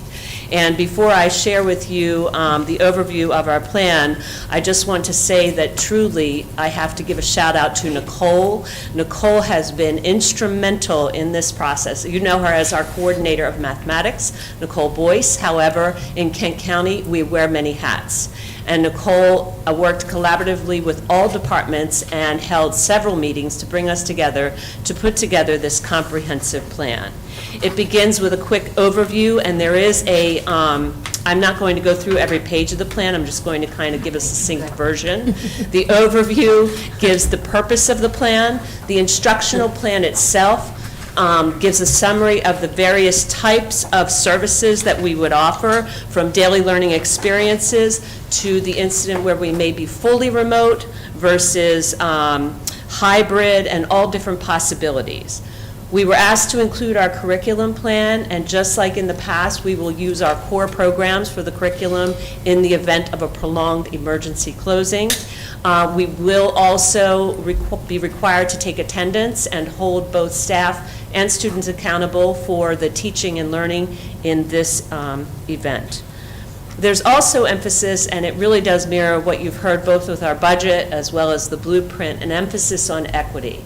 So Dr. Keene has been instrumental in helping us think through what we would do in the event to meet the needs of our students with IEPs or IFSPs to truly provide those services seamlessly. So you'll see a section specifically on special education. In collaboration with Mr. Poore, we've done a lot of work trying to keep everyone up to speed with Schoology, which is our learning management platform. That will remain the platform that is named in this plan, so we would continue to use Schoology. Dr. Vienna Walker also was mentioned earlier. She also, and her department, played a big role in thinking through the social, emotional supports that would be needed in the event of a prolonged closing. So you'll see those supports and services, including wraparound services, mentioned throughout the plan. Just like in the past, we had a communication plan that was part of our prolonged emergency plan. That communication plan also remains intact and mirrors things such as who is the audience of the plan, what are the key communication channels, and Mr. Dandavilio, again, was instrumental in helping us think through how is it that we can see that we don't miss a beat, and if we do need to reconvene and think through certain parts of that, actually the House bill and what is in it, the language in it, allows us to do that. For example, if there were an emergency where it would only be one school that may be impacted for the 14 days, we would reconvene as a team and make those adjustments to our plan as we see fit. Just like in the past, we also have a partnership with the health department, and that would include providing food as well as health services. And when you have an opportunity to read through the plan, you'll see that that includes bringing back to life the opportunity to deliver food in certain communities and all types of interesting ways to keep the learning moving forward. The end of our plan, I'm going to provide a copy. This is a plan that we present to you tonight for the very first time, but we do ask, because of the timeline, that you would approve us sending this plan to the state. So we are seeking approval for the plan this evening, but I would like to provide you with a paper copy of the final page, which is the return to in-person instruction plan, which is always part of the bigger plan. So with that said, may I come up and just give you a copy of the last page for your files? Yes. Thank you. Thank you.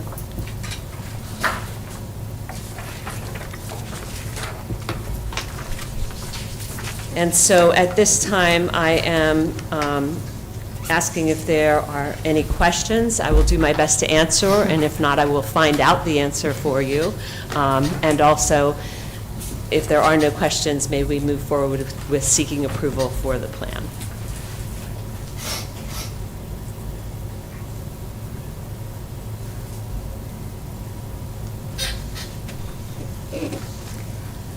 I think we're reviewing the final. Yeah. Yes, take your time, I understand. What I would say about this is, as you review it, it should come to no surprise that we've learned a lot since we encountered our first pandemic that really affected educational services. So a lot of what's on this instructional plan are best practices that we learned throughout the pandemic and applied moving forward. So obviously, we were constantly in consultation with health experts.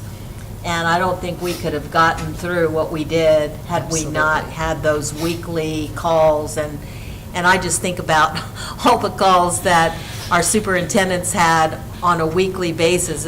I think it turned into more of a therapy session than it did problem solving, but we all learned so much from each other, so. And one of the biggest lessons learned is really just thinking through in advance, which is what we bring to you tonight. We understand that we may need to adjust it as we move along, but this is our plan that we would like to present to the state for our prolonged state of emergency. Do you see this as a sort of a fluid thing that you talked about coming back and addressing things? Oh, okay. I think what will happen is we're presenting it to them, and there is a rubric. So just like the blueprint, we will get feedback. So chances are we'll probably need to make some adjustments and always keep the board informed as changes are made as well.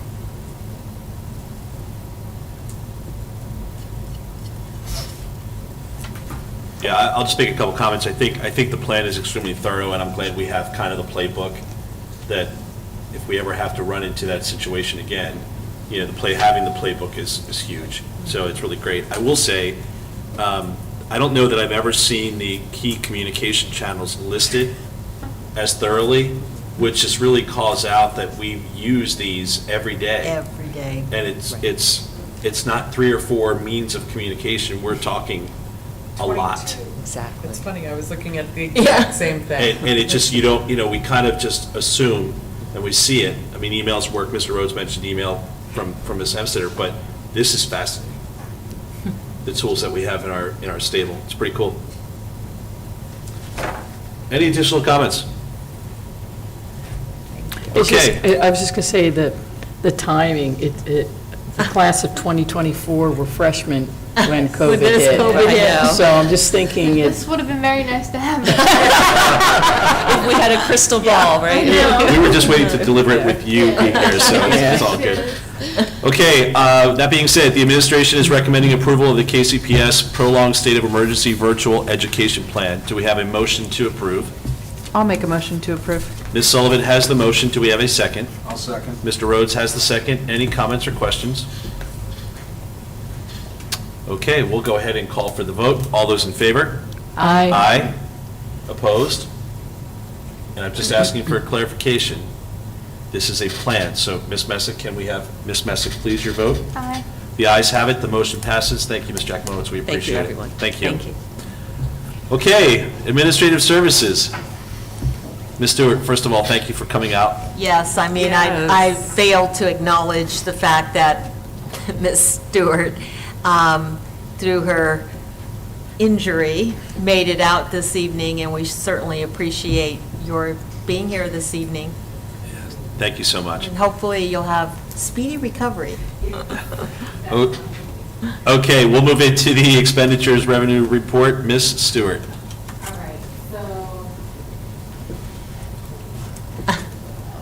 All right, so tonight, I'm going to go over the cash receipts as of April 30th, 2024. As you can see, Fund 1, which is the current expense, is about $31.7 million that we received to date. Our capital projects, pretty much what we're cleaning up with the roofing project and some of the projects that go along with the middle school, that's about $2.3 million. With our fund number 5, that's food service. Our school receipts that we receive from the cafeteria from pretty much our a la carte, our snacks, that's about $40.5 thousand. And then the other receipts that we get, the federal funding that we get to assist with funding food service, that's about $1.1 million, 1.2 collectively altogether. To give us a total cash receipts, forgot to change that date, it's actually April 30th of 2024, $35,389,946.40. These next few slides are just pertaining to what expenditures we have expended to date. So with our current expense fund, we've expended about 84%. Most of that pertains to the encumbrances that are aside, which are salaries. Then we go to our school construction. We've expended about $1.17 million between the roofing project, like I said, the middle school.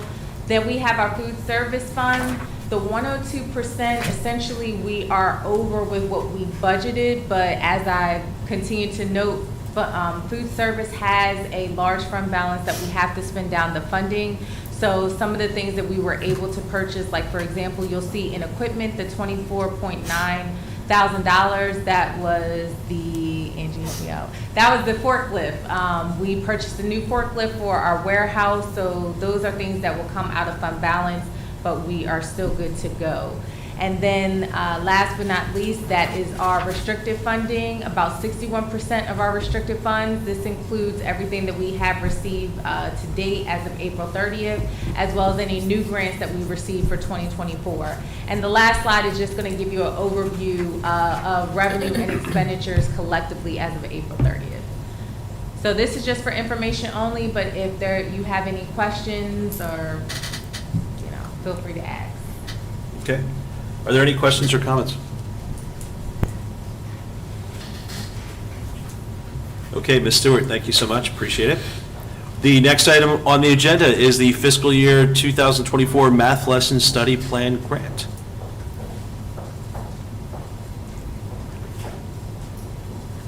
Good evening, Dr. Couch, President Gates, and members of the board. Good evening. I am coming forward today for the FY24 Math Lesson Study Plan Grant. This is an action item. I do apologize, I can't make the screen move. The purpose of this memo is to receive board approval for the FY24 math study plan. It was a professional development learning grant. This grant was awarded by MSDE in the amount of $12,050. This was to provide a stipend to Kent County Middle School math teachers who participated in Cycle 1 of the MSDE Lesson Plan pilot program. We will use these funds to pay a stipend to the participating staff from Kent County Middle School. I believe there was approximately 8 staff that participated in this cohort. The duration of the grant period is July 1st of '22 through September 30th of 2024. And I am asking for approval of this grant. I would note that we are one of 2 counties that participated in this grant. Wow. Okay, the administration is requesting board approval of fiscal year 2024 math lesson study plan professional development learning grant for the amount of $12,050. Do we have a motion to approve? Can I ask a question? So does the amount in the grant, did it take care of paying all the stipends? I mean, Yes. okay, we don't have to dip into our own No. pocket, okay. But I would note it's in addition to having MSDE come to Kent County Middle School and provide professional development. So even though that amount just provides the stipends, it's a much greater overview and professional development opportunity to ensure that our teachers know the standards and have an overview of best practices for math instruction. Thank you.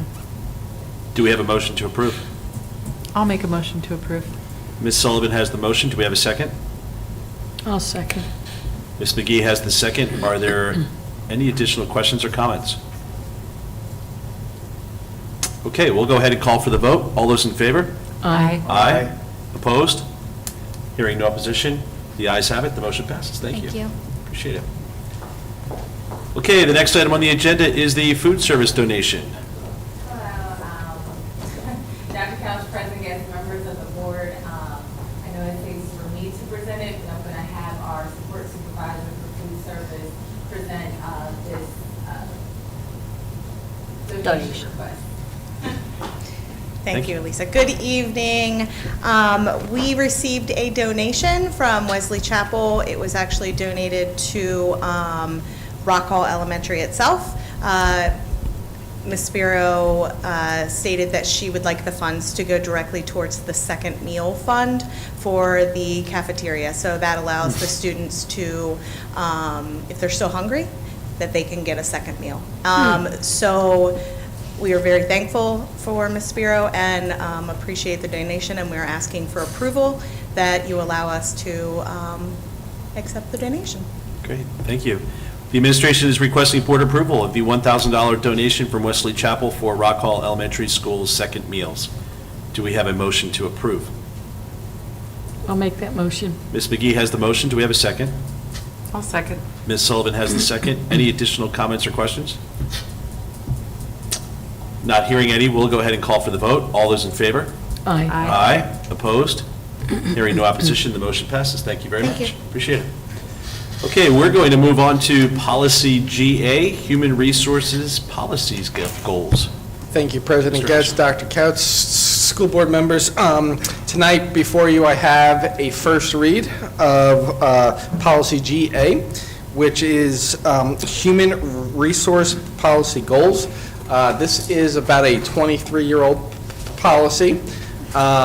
With the work that we have been doing as we implement the blueprint, more specifically, the areas of that second pillar that you just got a pretty in-depth explanation on, we felt that it was more than appropriate to start to align our goals to the work that we are currently doing. There is a lot of red that you will see here. I will note that I have tried to reference the law as much as I could, because a lot of this comes directly out of the education article, specifically Section 6-01 1001 through 1013. You will see here that this addresses the high quality and diverse staff. You will see that it talks about the implementation of our career ladder, the professional development that goes hand in hand with that ladder, the roles and responsibilities and opportunities that will develop for our teachers as they become nationally board certified and progress up that ladder.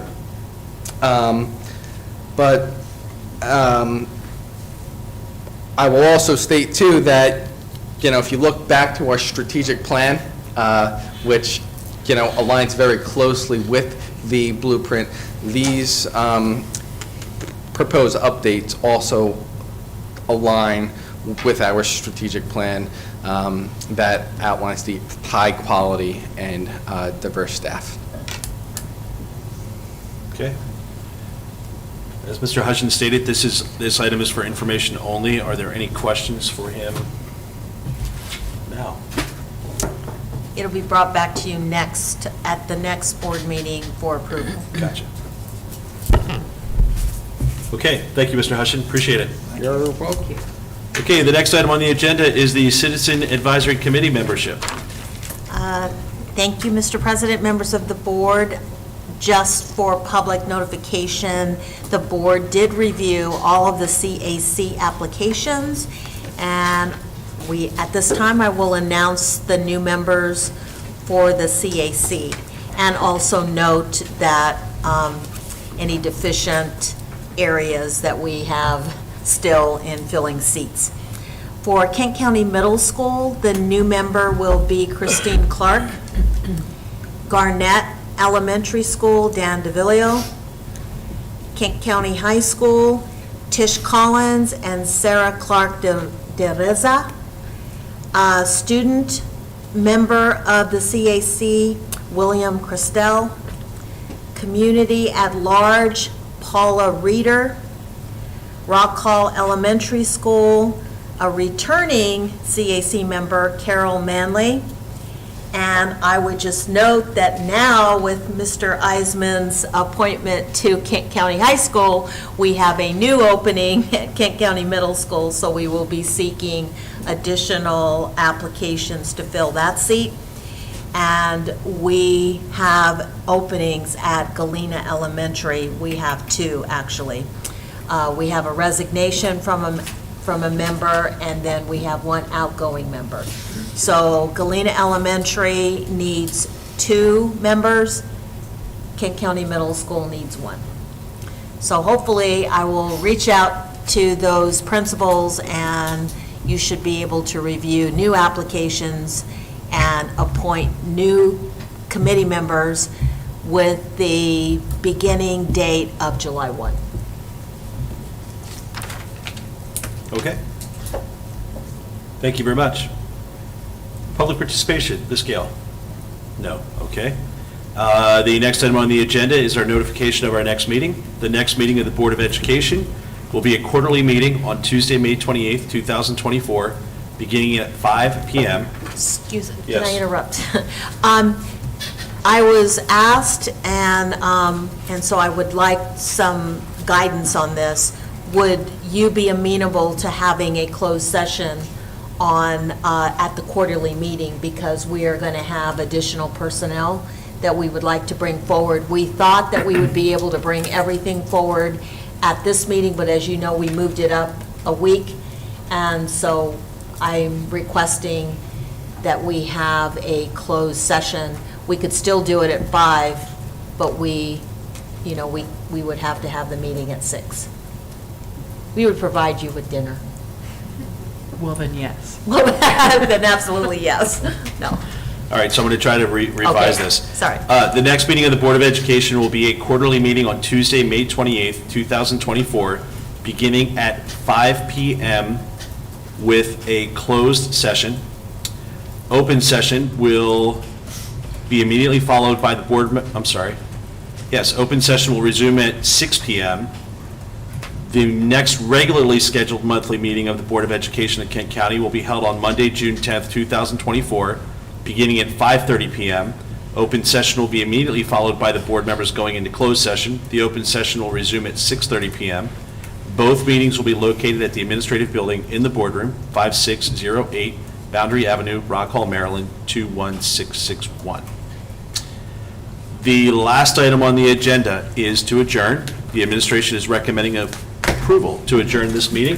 Do we have a motion to approve? I'll make a motion. Ms. Sullivan has the motion. Do we have a second? I'll second. Mr. Rhodes has a second. Any comments or questions?